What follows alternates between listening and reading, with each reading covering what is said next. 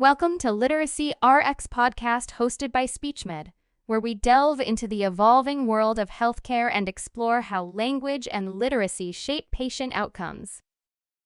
Welcome back to the Literacy RX podcast, where we're exploring the evolving world of healthcare through the lens of technology, equity, and patient literacy. I'm Jessica Shin from SpeechMED, one of your hosts, here with Susan Perry, the CEO of SpeechMED. And we're joined today by a very special guest, Ray Pedden, who is a trailblazer in health innovation. So welcome, everyone. It's my pleasure to introduce today's special guest. He's a true powerhouse in the world of healthcare innovation. His career reads like a blockbuster movie plot. He turned a 2-year medical school into a 4-year institution, has launched numerous healthcare organizations, and earned accolades like the Modern Healthcare Innovation Award.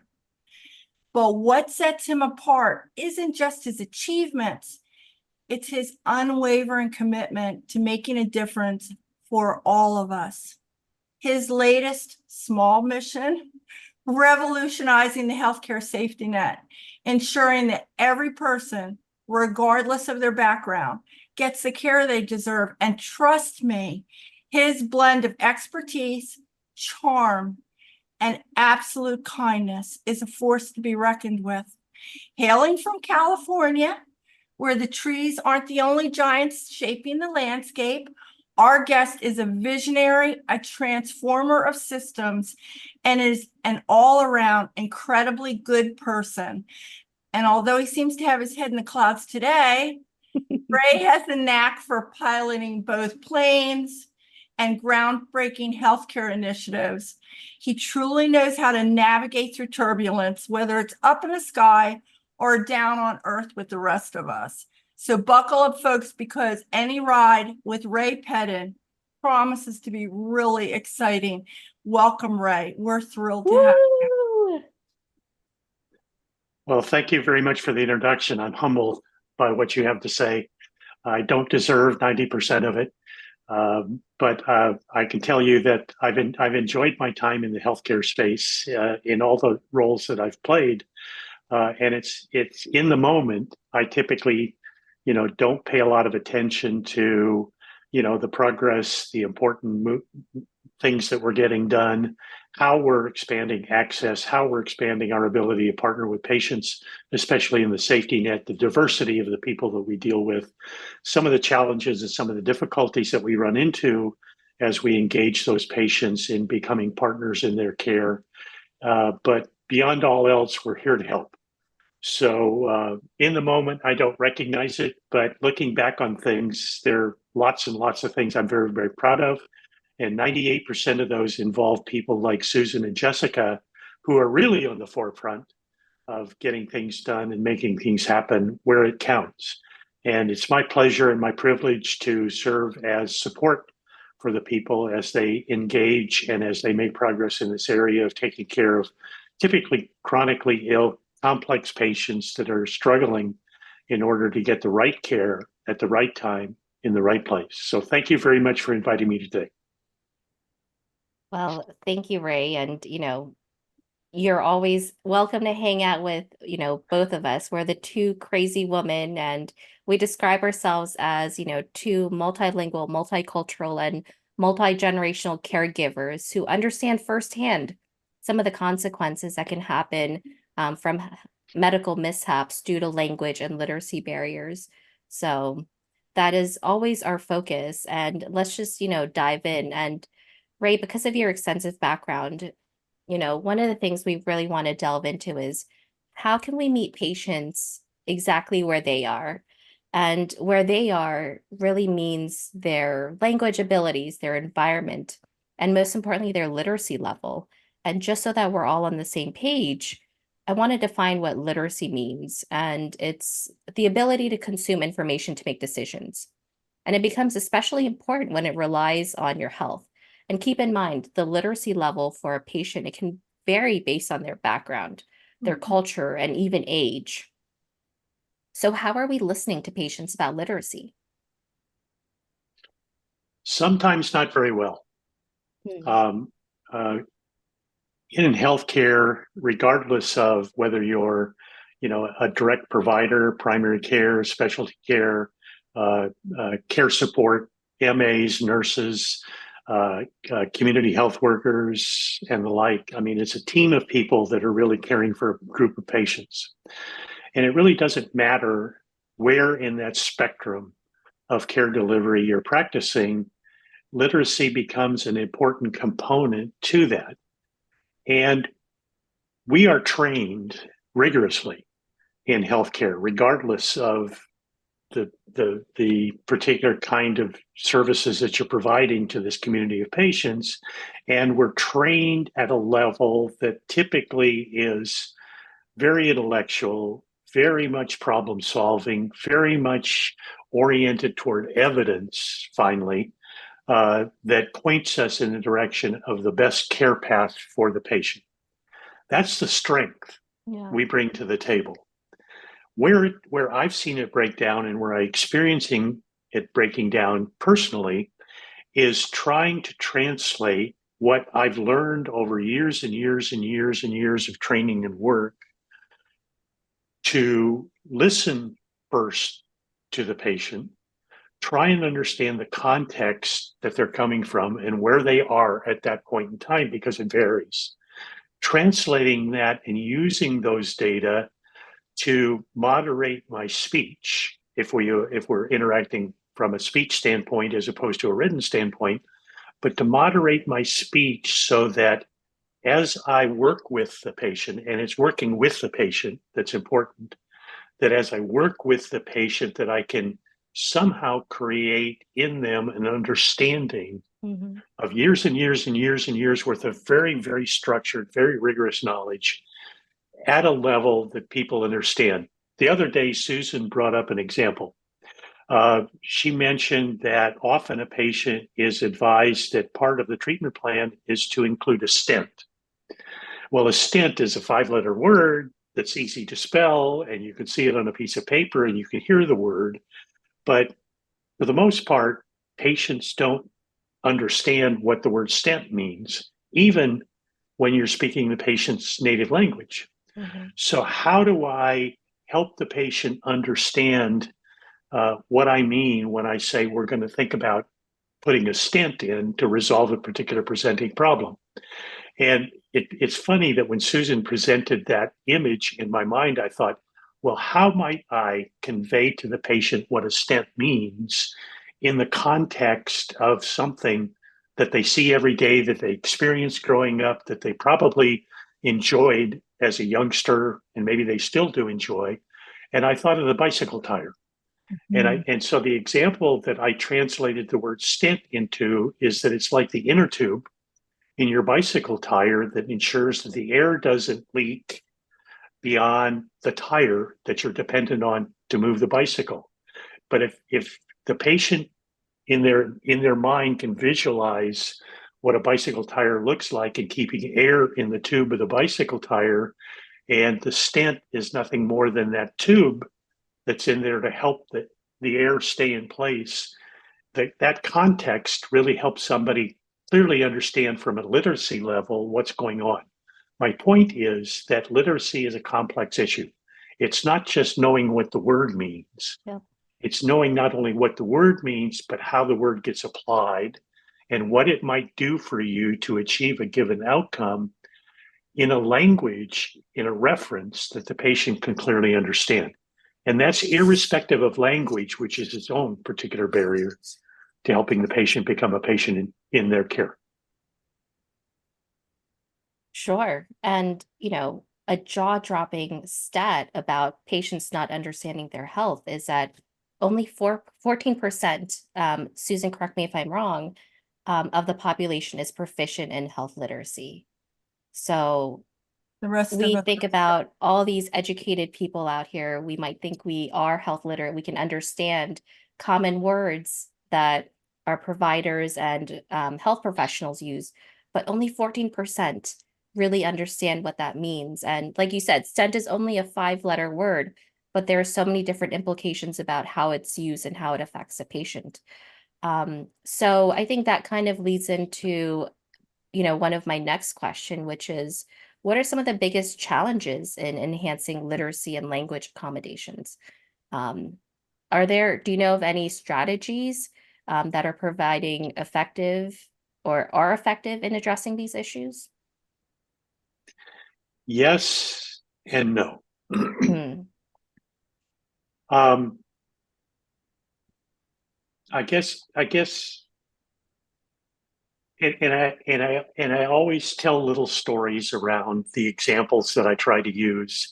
The reason being is that my students over the years have told me, I don't remember what you said, but I remember your story. So it's just become a habit with me to try and tell little stories. So a couple of little stories to that point. The strategies around dealing with literacy and understanding and helping the patient truly become a partner in care, which is kind of my lens that I try and look at things through. When I was working on the island of Maui, we were specifically building a new hospital facility on Maui. And as we thought about building that hospital facility, we were coming at it from an engineering standpoint. And based upon our experience, especially we're going to have some teaching functions in the facility, we had certain dimensions that we really needed to, from an engineering standpoint, from an architectural standpoint, from a design standpoint, that we were trying to adhere to in terms of the size of rooms, something as simple as that. And so think about an exam room.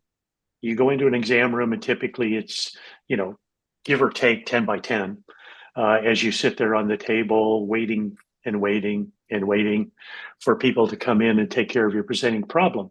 And so all of our design specs were built around this experience that we built up over the years, fundamentally in the mainland here in the United States and, Germany, England, and some of the other, design thoughts that came into the equation.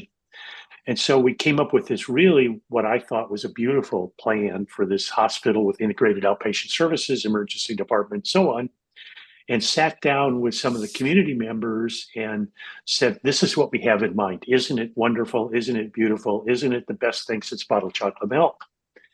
And the response was surprising. The response was, no. And here's why. The phenomena in Hawaii is that you're not treating the patient that is presenting. You're really treating the patient and their extended family. Fundamentally, from a cultural point of view, we call it ohana. Right. Or the Hawaiians call it ohana. And so you need to accommodate that thinking in your design process in order to have the facility accommodate ohana, which means that you've got several people potentially showing up for that particular patient visit with the patient with the presenting problem because the family is so integrated into the care of that person in that Hawaiian culture. So it just threw all of our wonderful designs right out the window, and we had to go back to rethink things like how are the room dimensions configured to deal with this cultural phenomena called ohana, which to me translates into the literacy world because it's not just having the person presenting the patient, having them understand how they're integrated as a partner in care, but helping the family understand how they support the patient. So from a literacy standpoint, considering the cultural ohana, we needed to redesign a facility to accommodate that particular aspect of literacy in the Hawaiian Islands, for example. Another example in a little story. In the United States, we have this little creature called the FDA, Food and Drug.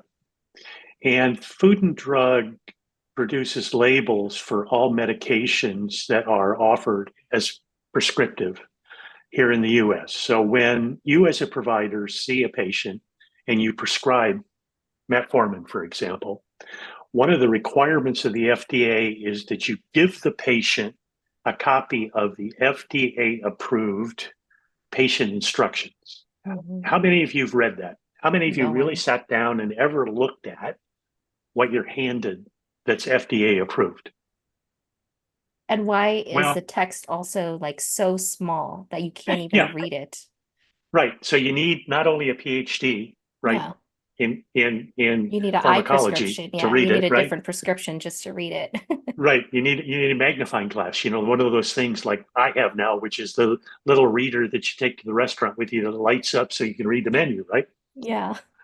Um, so we found that regardless of language, regardless of the conversation we had with the patient around the prescription, when you handed them the materials that were supposed to be, the gold standard in terms of patient instructions, medication adherence fell off. Mm. It absolutely didn't happen. Patient would go fill the prescription, put it on the shelf, and never open the bottle, in the extreme case. And so we finally decided there's something broken here. What is it? What I mean, we gave you everything you're supposed to have, and it's very detailed and it's very explicit and it describes everything, the good and the bad of this medication. What happened? So we got a whole bunch of patients in a room, and these patients were typically out of the safety net. Were typical safety net patients. We had multiple languages to deal with. We had different cultures to deal with. We had age to deal with. We had family involvement to deal with, but we packed them all in a room. We had to get a very big room. But we got them all in a room, and we asked the question, what's broken? Why are you not taking the medications that I have recommended? Because if you don't take the medications, we're not going to achieve blood pressure control, for example, or hypertension control. We're not going to achieve an improvement in your diabetes in terms of management of your A1C. What's broken here? What did we not tell you? We thought that we did a good job of explaining this to you, and the patients and their family said, you did. And we said, okay, so why? What's broken? And they said, well, we walked out the door to the exam room and made our way down the hall to check out. And by the time we were out of the door, we didn't remember any of that. Mm-hmm. We absolutely didn't remember any of that. Yeah. And we kind of said, well, why not? I mean, we gave you this stuff, right? And we gave you, kind of a summary of the visit summary. And it clearly said in there, take this every morning with food or whatever the regime called for. What broke? And they said, well, we don't understand. Okay, fine.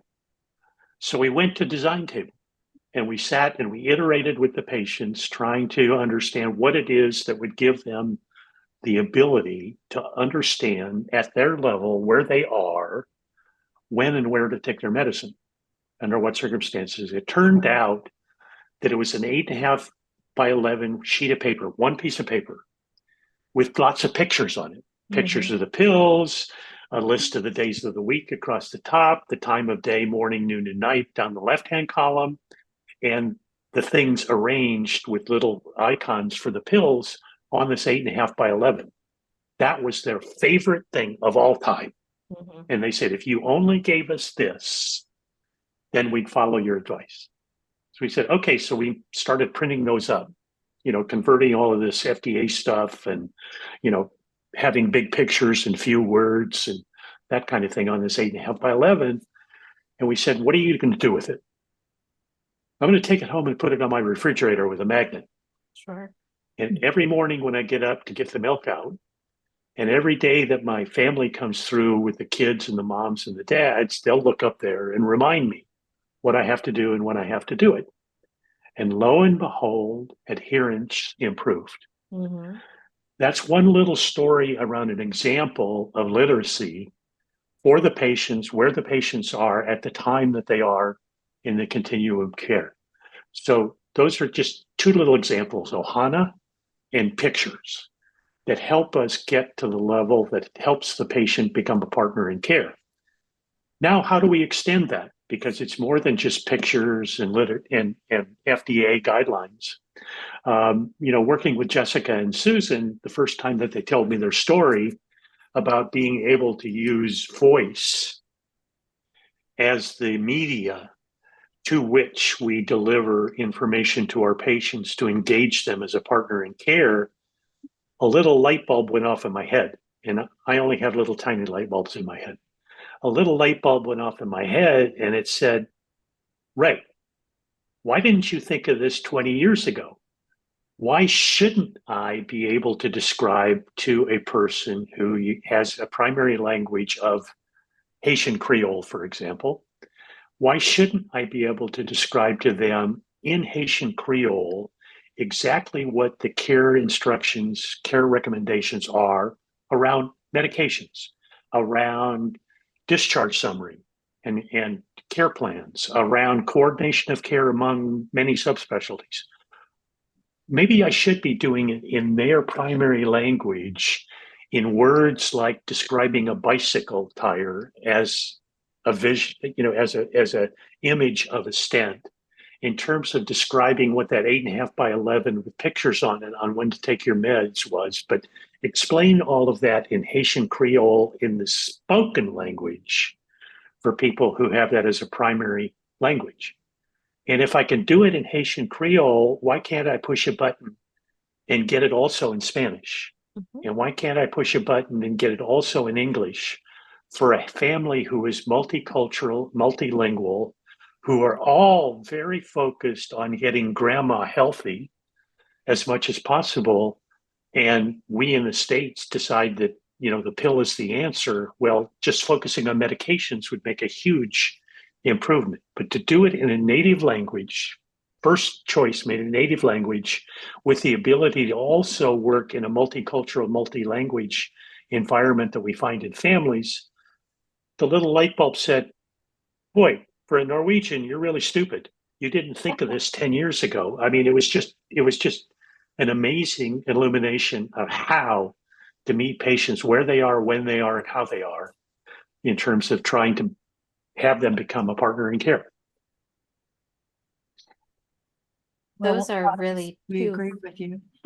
Yeah, and those are two really memorable stories. I love the story about Ohana. And that made me think about, something that Susan and I always talk about is using family members for translations and some of the biggest problems. Susan, do you want to talk a little bit about that? We have all experienced that. I was reading a study recently that said that sometimes children as young as 3 years old are used to translate something to a parent or grandparent in an emergency room or in a hospital setting or some other healthcare setting. And if you think about it, translation is very complicated because one of the reasons why we have medical translators is because the translator needs to understand what the doctor's saying before it can even convey that to the patient. So I may think I know what you're saying with a stent, but I may not. And I could describe it completely differently, or, depending on my culture, even decide that I don't want to describe it to you because you're my elder and I'm worried about causing you more stress. So translation is a huge problem. Family member translation is a huge problem.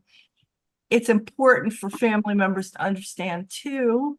We need translators for them frequently because, a lot of times, and I see this a lot with elderly, people assume because the elder has gotten to the point where they don't read well because of their eyes, and because a lot of times cognitive function between the written word, which is unnatural for us. Reading is unnatural. It's not. Hearing is something that we have as soon as our little, ability starts developing when we're in mommy's womb. But reading is taught, and it's a very complicated process. It's amazing how many people learn to read because it's such a complicated process. And then as we get older, that connect between our ears, what we hear, and what we remember stays great most of the time. But what we read and what we remember doesn't necessarily, and it's because of brain function. So, but what amazed me was how many people somehow assume that just because, like, if we have a low literate elder, that all their family members are Rhodes Scholars, and that's not necessarily true. They may not read, for various reasons. We have 18 million children in the United States right now that are linguistically isolated, which means that no one in their family over the age of 14 can even arrange for basic services like turning on utilities in English. And we somehow think that if we give those FDA, 6-point fonts or whatever they are, I mean, God, then the children are going to be able to take care of things. And that's not necessarily true. And then to expect the children, and a lot of times small children, to be these great interpreters doesn't even make sense. It really doesn't. So there's a lot. And what do you do when the other thing, Ray, I wanted to ask you, because I know I hope you'll talk to us a little bit about the projects that you're working on right now, because they're so exciting. They shouldn't be innovative in a way, but they really are. I mean, when you were explaining some of the things that you're doing yesterday, I was just like, my God. And, I guess it takes somebody with their head in the clouds and their feet on the ground to figure out how to take those cloud thoughts and materialize them into something that works for people. So I hope you'll talk about that. But I also wanted at some point to ask you, what happens when the patient leaves the facility with their instructions? With the FDA instructions? Yeah, with what we standardly give them. Well, a lot of what we hand to the patient is not designed by people who are actually involved directly in caring for the patient post-discharge or post-visit, or in between visits, or wherever the patient may be. The materials that we are required to deliver to the patient through regulation or through standard of care are often designed for us. And they're designed for us to protect us from liability to a large degree. So what happens when the patient walks out the door with the stuff that we have to mandatorily give them? They get to go build a bonfire and warm up their hands if it happens to be a cold day. I mean, that's about the extent of it. I consider myself literate. My youngest daughter is certainly literate. And I remember coming home from the children's hospital with my granddaughter. And when we got home, the usual 15 pages, we were looking at it and going, did they want us to do this or this first? Or